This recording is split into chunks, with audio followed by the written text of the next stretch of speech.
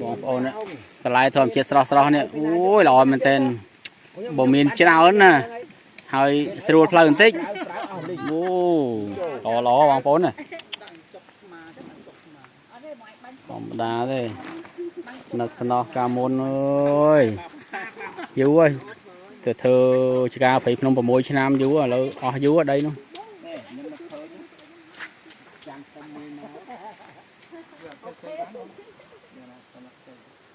បាទដើរលេងសប្បាយខ្លះបងប្អូនណាហើយស្គាល់រសជាតិនឹងគេថាក្នុងជីវិតនឹងវាសំណុកមិនវានិយាយថាវាពិបាកមិនវាហត់មិនវាអីមិនញ៉ាំមិនពេបមិនណា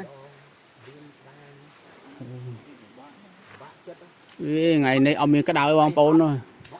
ជាក់ជុំថ្ងៃនេះជាក់ជុំថ្ងៃនេះរំមែងអីប្រពន្ធខ្ញុំមើលអត់ដឹងថាវាយ៉ាងម៉េចទេកាហ្វេនេះវាឆ្អិនបានផឹកនៅទៅវាពុលអារឿងគេហ្នឹងតោវត្តអត់វេផឹកទៀតបងប្អូនចេះបកទៅទាំងមើលហើយ